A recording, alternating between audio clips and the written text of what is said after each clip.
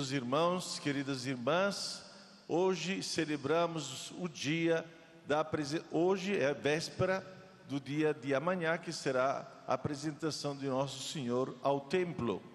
E vamos refletir um pouquinho sobre este mistério que nos apresenta justamente que os pais de Jesus, Maria e José, eram observantes da lei de Moisés, eram fervorosos. Então, não eram duas pessoas que, digamos assim, seja que nós vamos ao templo, seja que não vamos, tanto faz, tanto fez. Porque hoje, infelizmente, tem muitos pais que pensam assim: deixamos que a criança cresça, depois, quando for maior, ela vai decidir se ser batizada, sim ou não. Esta é a mentalidade do século hoje, infelizmente. Maria e José não. Maria e José eram fiéis à lei de Moisés, o Antigo Testamento. E o que eles fizeram? Justamente obedecendo à lei.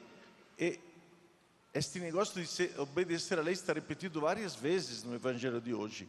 Obedecendo à lei, levaram Jesus ao templo. Me parece muito importante sublinhar alguns pontos deste mistério. Primeiro, que eles eram fiéis, que eram devotos, fervorosos e que queriam o bem para o seu filho.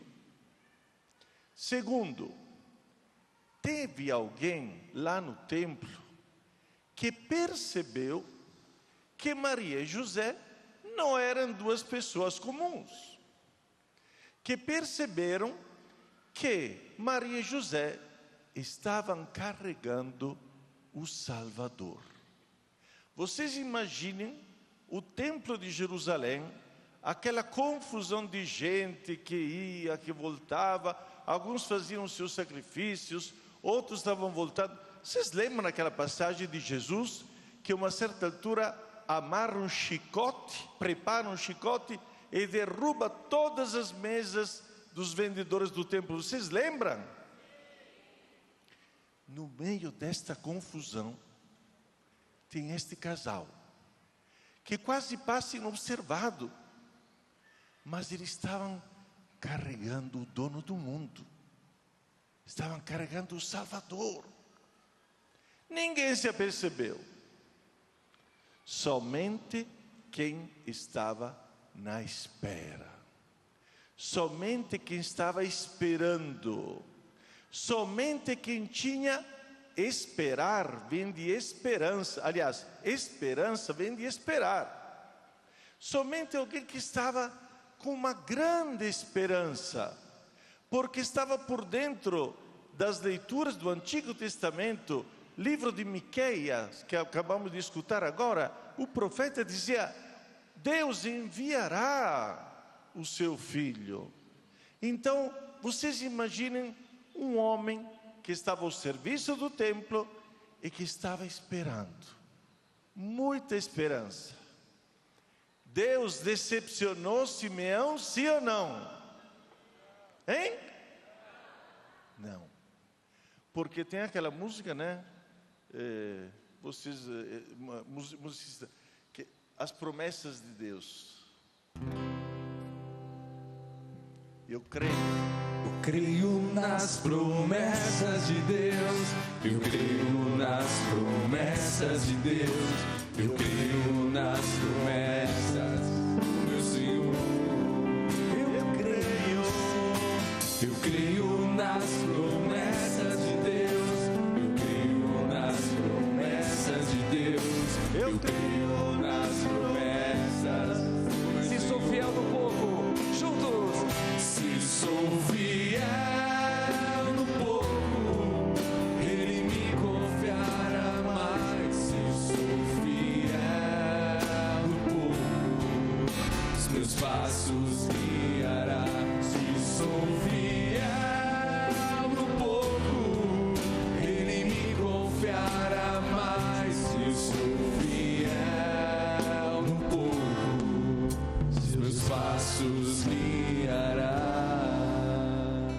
Simeão e Ana acreditaram na promessa de Deus. Acreditaram que aquele Senhor, aquele Salvador, devia vir a este mundo e devia salvar a humanidade. Eles acreditaram. De fato, Simeão começa aquele cântico bonito que nós padres religiosos consagrados, nós rezamos todas as noites. Todas as noites do nosso breviário está a oração de completas, isto é, está completando o dia, e completando o dia nós rezamos esta oração bonita que Simeão deve ter cantado. Deixai o vosso servo ir em paz, conforme prometestes ao Senhor. É uma vida inteira que Simeão estava esperando. Muitas vezes nós acreditamos que os tempos de Deus sejam curtos. Eu peço uma coisa, já quero que seja atuada, atendida. Que isso? Deus é o dono do tempo. Para Deus, 1000 anos são como o dia de ontem que passou. Imagina, 1000 anos. Então, Simeão e Ana já estavam mais do que os 80. Como diz o padre Marcelo, já Matusalém, né? Já estavam mais dos 80. Mas eles não deixaram de esperar. Que bonito. Estamos no ano da esperança.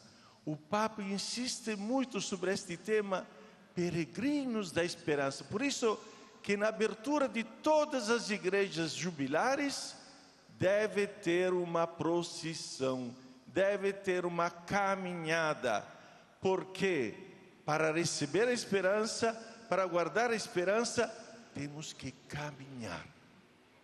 E esse caminho, essa pequena penitência, este pequeno sacrifício, nos ajudam a acreditar que o tempo é de Deus. E Deus nunca vai nos frustrar, porque eu creio nas promessas de Deus. Eu creio que Deus poderá, com certeza, realizar em mim o que Ele quer.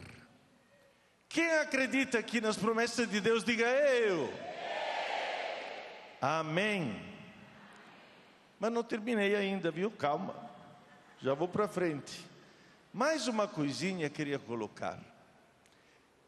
Maria e José apresentam Jesus ao Pai.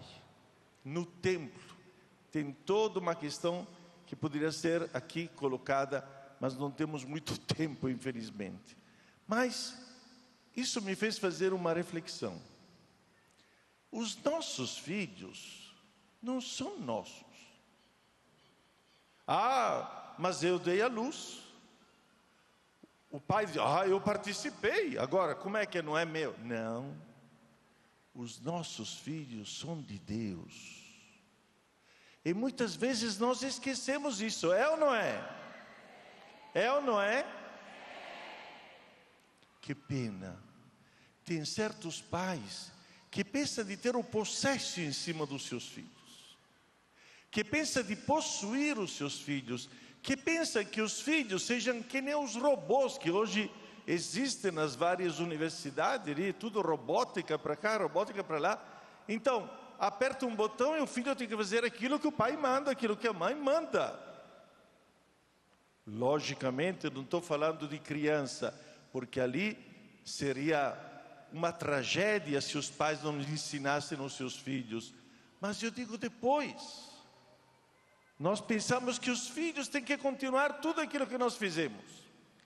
Uma frase que muitas vezes escutei lá na Itália, peço perdão à Itália, viu?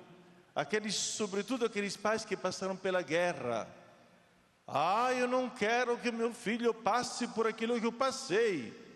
Portanto, eu vou dar tudo aquilo que posso dar. Que tragédia. Não esqueçamos que Jesus, alguns anos depois, com 12 anos, também estava no templo.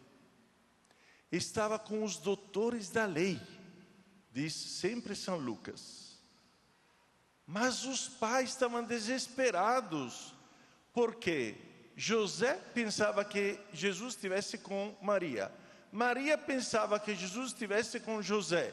No fim das contas, Jesus não estava com ninguém. Pode imaginar o desespero dos dois. Mas quando encontraram, Nossa Senhora deu uma bronca, Eu e teu pai estamos desesperados procurando-te. Onde você estava, afinal das contas? O que Jesus respondeu? Eu tenho que fazer a vontade do meu Pai. Os filhos são de Deus. Os nossos filhos pertencem a Deus, não pertencem a nós. Eles nos são dados como presente, para cuidar bem, para ajudá-los a crescerem com os valores.